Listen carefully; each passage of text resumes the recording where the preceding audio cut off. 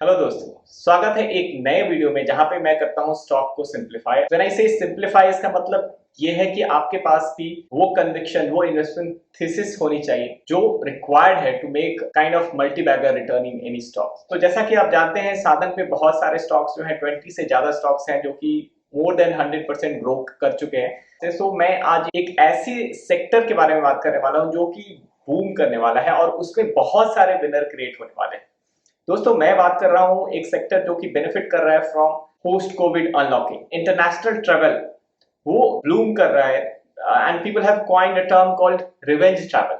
यानी आप 2 साल तक लॉकडाउन में घर पे बंद रहे तो आप रिवेंज लेने के लिए आगे 2-3 सालों तक घूमेंगे। You will love to travel internationally और डोमेस्टिकली। आज का जो स्टॉक है वो बेनिफिट करने वाली है from international travel. That is one part. Second tailwind जो इसको बेनिफिट करेगी apart from this unlocking of Covid, if I can be more explicit, then it is rise of e governance. हम देख रहे हैं कि जैसे जैसे डिजिटल वर्ल्ड में हम एंटर कर रहे हैं वैसे वैसे government also wants to participate in our life, because ultimately अगर गवर्नमेंट डेवलपमेंट आप तक पहुंचाना चाहती है then they have to take help of certain intermediaries, और ऐसी ही एक इंटरमीडियरीज है आज का स्टॉक जो हमारे वॉच लिस्ट में है। Without much delay, let me tell you the name of this stock, and this stock is BLS international limited. BLS international limited is basically known leading outsourcing company. ये outsource करती है government के बहुत सारे काम को। जैसे गवर्नमेंट का एक मेन काम होता है अपने सिटीजन्स को पासपोर्ट देना, या सिटीजन अगर बाहर जाना चाहते हैं तो उनके लिए वीजा प्रोसेसिंग फैसिलिटी सेटअप करना। सो गवर्नमेंट ये काम नहीं करती, बल्कि ये काम गवर्नमेंट टेंडर पे दे देती है। और तो ये एक्चुअली करते हैं कंपनीज लाइक BLS इंटरनेशनल। तो BLS will participate in this tender and they generally win this tender and then they do this job on behalf of government. सो ऐसा ये 46 से ज्यादा कंट्रीज के लिए कर रहे हैं। तो ये पिछले 15-17 सालों से ऐसा बिजनेस कर रहे हैं। So it is not something very new to them, they have been doing it since more than 15-16 years. So इसके कारण इस कंपनी को एक मोट भी है, और जो मैंने अपने मोट फिल्ट्रेशन क्राइटेरिया में सेट आउट किया, then I found that they have a narrow kind of moat. साधन मोट कैलकुलेटर से जो मैं मोट को क्वांटिफाई तो कर रहा हूं, बट लेट्स अंडरस्टैंड क्या ये मोट रियल में है, कैन वी विजुअलाइज दैट मोट। So for this company, the real moat is that their history of 15-17 years, because government जो है वो एक बार कमिटमेंट करती है तो बार बार चेंज नहीं करती है। So it's a more of a sticky business. So sticky business में एंट्री के लिए you have to have a high entry barrier. They will not deal with every third party. So that's why इस company का जो track record है of maintaining good biometric technology, maintaining data servers, maintaining data privacy. So these things got tested over 15-17 years. इसके कारण हर कोई इस business में participate नहीं करता। और इस कंपनी के ने अपने कॉल में बताया था कि they are among 3-4 companies internationally जो कि यूजुअली इस लेवल के टेंडर में पार्टिसिपेट कर सकते हैं। That's why this company have more than 15,000 operating centres. So ये काफी ग्लोबल कंपनी है। So before we go about company business model, let's understand कि ये साधन के फिल्टर में साधन की जो चेकलिस्ट है उसमें किस हद तक सेटिस्फाई कर रहा है। तो साधन ने रिसेंटली एक डेवलप किया है ROIC framework. ROIC is return on invested capital. तो इसमें ऐसी कंपनी को मैं प्रेफर करता हूं जो कि इस चार्ट में 4th क्वाड्रेंट में हो, और या उस 4th क्वाड्रेंट की तरफ जाने की कोशिश कर रहा हो।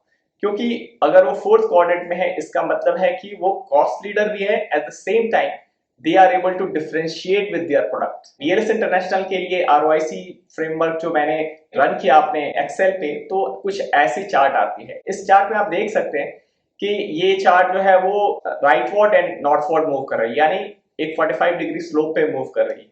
इसका मतलब क्लियर है that company is able to garner the return on their invested capital. और इंटरेस्टिंग चीज ये है कि इस कंपनी ने एक सक्सेसफुली इस ट्रैक रिकॉर्ड को मेंटेन किया हुआ है, and by that nature this company is a debt free company. और इन्होंने ओवर पीरियड काफी 500 करोड़ से ज्यादा का कैश सरप्लस जनरेट कर रखा है। So we are talking about a debt free asset light model. Business analysis में जाने से पहले मैं आपको बता दूं कि साधन मेंटरशिप प्रोग्राम जो हमने पिछले साल अगस्त में लॉन्च किया था, we are going to launch version 2 of it. This mentorship involves more than 20-25 live webinar, जहां पे मैं 2 घंटे के लिए आपके साथ आकर के वीकेंड पे डिस्कस करता हूं stocks and how to invest, not just stock ideas, but what I talk about is how to proceed, how to find the right investment framework। और उसके लिए मुझे जो भी करना पड़ता है, चाहे वो लाइव केस स्टडी हो या फिर एक्सेल पे कौन से टूल आपको आने चाहिए so that you can save your time, और बिजनेस एनालिसिस कैसे करें, मैनेजमेंट को कैसे पहचानें, अकाउंटिंग शेनानिगन्स को कैसे रूल आउट करें, और कैसे अच्छे बिजनेस को पहचानें, bottom up investing and top down investing. All two kinds of investing is being taught in this course. If you want to succeed on a long term basis in stock market, then this is the course for you. So do check out the link in the description, and we are running an early bird offer, so avail it before it goes live, and this offer is limited till this month end. So do check out the link in the description. So coming back to the topic, so ROIC framework पे हमने देख लिया ये अच्छा कर रही है, mode parameters पे भी ये ठीक ठाक कर रही है। So let's look at it at a deeper level कि ये कंपनी में ऐसा क्या है, इस कंपनी के बिजनेस क्या है, इस कंपनी के बिजनेस ड्राइवर क्या है, और कंपनी किस हद तक यहाँ से ग्रो कर सकती है। So company operates into 3 business segments. First is visa and consular services, second is e governance services, and third is other digital initiatives. So visa processing is basically, as I said, कि an outsourced activity, और वहाँ पे ये visa processing में broad suite of services offer करते हैं। साथ ही साथ उन्होंने value added services भी लॉन्च किया है, जहाँ पे आपको हैंड में डिलीवरी चाहिए तो उसके लिए वो सर्विसेज ऑफर करते हैं, होलिस्टिक सॉल्यूशन करते हैं, सो दैट कस्टमर की कन्वीनियंस हो। और कंज्यूमर सर्विसेज में भी on behalf of embassies and diplomatic missions they operate. So इनके पास एक ह्यूज बुके ऑफ कंट्रीज है जिसके साथ वो ऑपरेट करते हैं। और सबसे खास बात इसमें मुझे ये लगी कि they are trying to cross sell. उन्होंने एक बार रिलेशनशिप एस्टैब्लिश कर लिया, अब उसके साथ वो ट्रांजैक्शन वैल्यू को बनाने पे फोकस कर रहे हैं। So that is a good strategy to have rather than expanding left, right, and center. If you focus on those relationships and if you extract more business out of it, then that is a good way to progress in life and progress in business. तो visa processing में ये e visa और normal visa processing में help करते हैं, और हर country के लिए customise visa application centre run करते हैं। जैसे जैसे इंटरनेशनल ट्रैवल बढ़ेगा वहां से इनका वीजा का रिक्वायरमेंट बढ़ता ही जाएगा। सो ये बिजनेस रफली 75% कंस्टिट्यूट करता है। दूसरा बिजनेस जो है वो ई गवर्नेंस का बिजनेस है, जो जहां पे वो इंडिया में ऑपरेट करते हैं, जहां पे वो फ्रंट एंड बिजनेस सप्लाई करते हैं on the behalf of state government. तो इन्होंने एक पंजाब के साथ एक टेंडर जीता था और एक उत्तर प्रदेश के साथ टेंडर जीता है। तो वहां पे भी वो गवर्नमेंट के बिहाफ में इंश्योरेंस सप्लाई करना है, या बहुत सारे जो फंक्शन होते हैं जो लास्ट माइल जो गवर्नमेंट नहीं कर पाती है बिकॉज उनकी कनेक्टिविटी लास्ट माइल तक उतनी अच्छी नहीं है, तो वहां पे they take help, they outsource this activity to companies like BLS, and they are doing the last mile job. UP में भी उन्होंने किए हैं, 10,000 से ज्यादा सेंटर स्टैब्लिश किए हैं जहां पे इनका इन्वेस्टमेंट सिर्फ सॉफ्टवेयर का है। So they are acting like a software company, not like a capex heavy company. So that thing interested me a lot, that this company is an asset light company, और इसीलिए इनका ROIC आप देख रहे हैं कि 70-80s में जा रहा है, 90s की तरफ मूव कर रहा है, बिकॉज उनका इन्वेस्टेड कैपिटल ही काफी लो है। बिकॉज और साथ ही साथ ये एक नेगेटिव वर्किंग कैपिटल पे ऑपरेट करते हैं। That is the second beauty of this company which I like most, की क्योंकि गवर्नमेंट के साथ डील करने का सबसे बड़ा साइड इफेक्ट है कि आपको पेमेंट नहीं मिलती है। But they don't deal with Indian government only, but they have 40-45 other countries to deal with, और वहां पे ट्रैक रिकॉर्ड अपेरेंटली अच्छा है। That's why receivable cycle is not high, or net working capital is almost negative. Visa processing is mostly a outsourced job for most of the countries.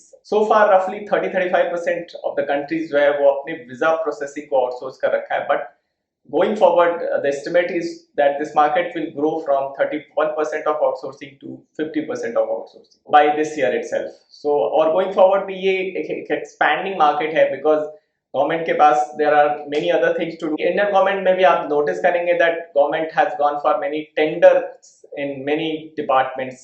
वहां पे वो नए employ higher नहीं कर रहे हैं बल्कि टेंडर आउट कर रहे हैं to private players, and likewise other governments are also doing the same. So outsourcing is a underlying trend, और इस मेगा ट्रेंड को राइड करने के लिए BLS is a good option. और ये visa market is a big market, currently ये $2.6 billion का मार्केट है, which is expected to grow at a rate of 14%, and by 2028 it is estimated that it will cross $8 billion. So currently we are talking about still a growing company in a growing sector. So the company has shown a huge tremendous growth. आप company के financials को मैं discuss करूंगा closely, then you will realize this company has earned a very good return for its investor. ये dividend भी पे करती है, कंपनी ने बोनस शेयर भी इशू किए थे पिछले साल। करते हैं। तो सबसे पहले सेल्स देखते हैं। सेल्स जो है वो पिछले 7 सालों में 17% से ग्रो कर रहा है और पिछले साल में तो ये ऑलमोस्ट 90% से ग्रो हुआ है, 850 to 1516 crores. So that's they are recouping from the COVID lows of 478. So वहाँ से almost ट्रिपल हो गया है ये नंबर.